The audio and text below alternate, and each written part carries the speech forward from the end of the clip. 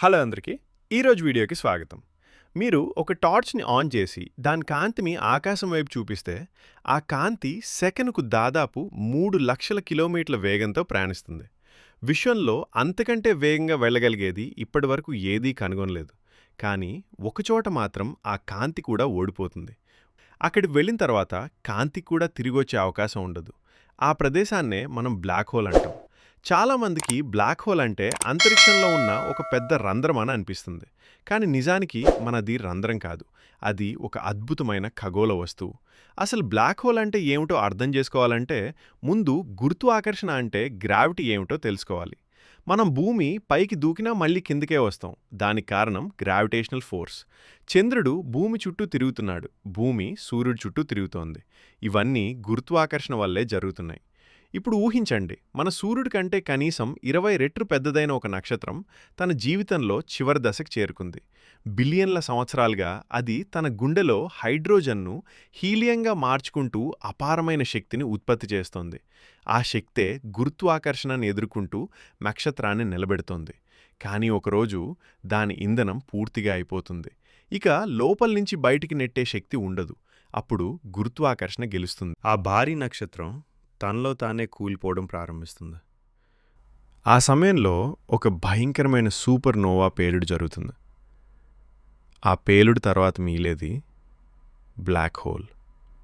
చాలామంది black hole అంటే దగ్గరికి వచ్చిన ప్రతిదాన్ని అది లాగేసుకుంటుందని, చుట్టూ ఉన్న నక్షత్రాలు గ్రహాలు అన్నిటినీ మింగేస్తుందని ఊహిస్తారు. కానీ బ్లాక్ హోల్కి ఎదురైన ప్రతిదాన్ని బలవంతంగా లాగేసుకునే శక్తి ఉండదు. అది కూడా ఈ విశ్వంలోని మిగతా వస్తువుల్లాగే గురుత్వాకర్షణ నియమాలనే పాటిస్తుంది.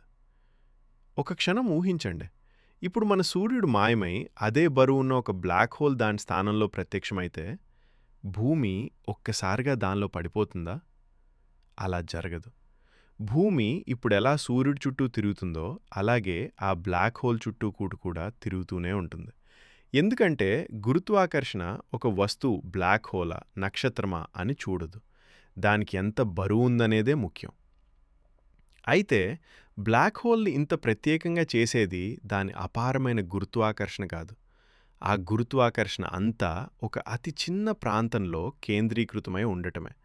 అందుకే దాని దగ్గరికి వెళ్ళిన కొద్దీ గురుత్వాకర్షణ ఊహించలేనంత బలంగా మారుతుంది. బ్లాక్ హోల్ నల్లగా కనిపించేది. అది నిజంగా నల్లగా ఉండటం వల్ల కాదు. దాని గురుత్వాకర్షణ అంత బలంగా ఉంటుంది కాబట్టి కాంతి కూడా బయటికి రాలేదు. కాంతే రాకపోతే మనకది కనిపించదు. అందుకే అది చీకటిగా కనిపిస్తుంది. మనం బ్లాక్ హోల్ని నేరుగా చూడలేం, కానీ దాని ప్రభావాన్ని చూసి గుర్తిస్తాం. దాని దగ్గరున్న నక్షత్రాలు ఒక కనిపించని కేంద్రం చుట్టూ వేగంగా తిరుగుతూ ఉంటాయి.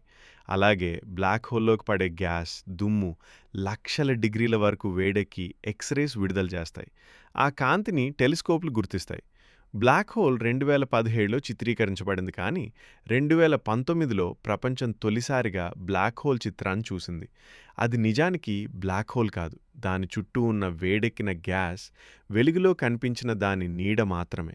ఆ చిత్రాన్ని తీయడానికి 8 రేడియో టెలిస్కోపులు, అనేక దేశాలు, వందలాది శాస్త్రవేత్తలు కలిసి సంవత్సరాల పాటు పనిచేశారు.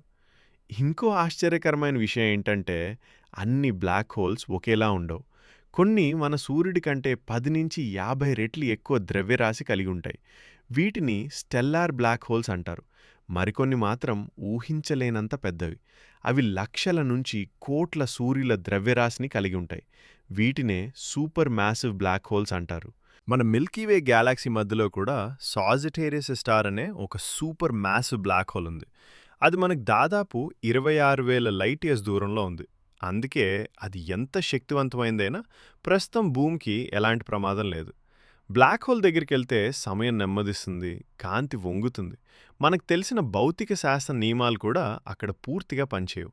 అందుకే బ్లాక్ హోల్ని అర్థం చేసుకోవడం అంటే కేవలం ఒక ఖగోళ వస్తువును తెలుసుకోవడం కాదు, ఈ విశ్వం ఎలా పనిచేస్తుందో అర్థం చేసుకునే ప్రయత్నం.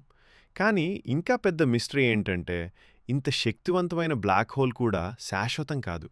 1974లో స్టీఫెన్ హాకింగ్ ఒక షాకింగ్ ఆలోచనను ముందుకు తెచ్చాడు.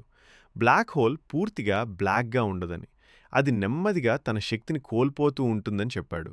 దీన్నే హాకింగ్ రేడియేషన్ అంటారు. కాలం గడిచే కొద్దీ బ్లాక్ హోల్ తన బరువును కోల్పోతుంది, క్రమంగా చిన్నదవుతుంది, చివరికి పూర్తిగా ఆవిరైపోతుంది. కానీ ఈ ప్రక్రియ ఎంత నెమ్మదిగా జరుగుతుందంటే స్టెల్లార్ బ్లాక్ హోల్ పూర్తిగా మాయమవడానికి లెక్కపెట్టలేని అన్ని సంవత్సరాలు పడుతుంది. సూపర్ మ్యాసివ్ బ్లాక్ హోల్ అయితే అంతకంటే కూడా ఎంతో ఎక్కువ సమయం పడుతుంది. ఇది విశ్వం ఇప్పటివరకు ఉన్న వయసుతో పోలిస్తే ఊహించలేనంత ఎక్కువ. ఇక్కడే ఒక పెద్ద ప్రశ్న మిగిలిపోతుంది. బ్లాక్ హోల్లో పడిపోయిన వస్తువులు ఏమవుతాయి? వాటి సమాచారం ఎక్కడికి వెళ్తుంది? శాస్త్రవేత్తల ప్రకారం సమాచారం పూర్తిగా నాశనం కావడం అసాధ్యం. కానీ బ్లాక్ హోల్లో అది మాయమైనట్టే కనిపిస్తుంది. ఈ రహస్యాన్నే ఇన్ఫర్మేషన్ పారాడాక్స్ అంటారు. ఇప్పటికీ దీనికి ఖచ్చితమైన సమాధానం లేదు. 2019లో మనం మొదటిసారి బ్లాక్ హోల్ నీడను చూశాం. 2022లో మన గ్యాలాక్సీ మధ్యలో ఉన్న బ్లాక్ హోల్ను కూడా చూశాం. అయినా బ్లాక్ హోల్ల గురించి ఇంకా ఎన్నో రహస్యాలు మిగిలే ఉన్నాయి. ఈ ప్రయాణం మీకు నచ్చితే తదుపరి వీడియోలో కలుద్దాం. ఎందుకంటే విశ్వం గురించి మనకు ఇంకా తెలుసుకోవాల్సింది చాలా ఉంది. Thanks for watching.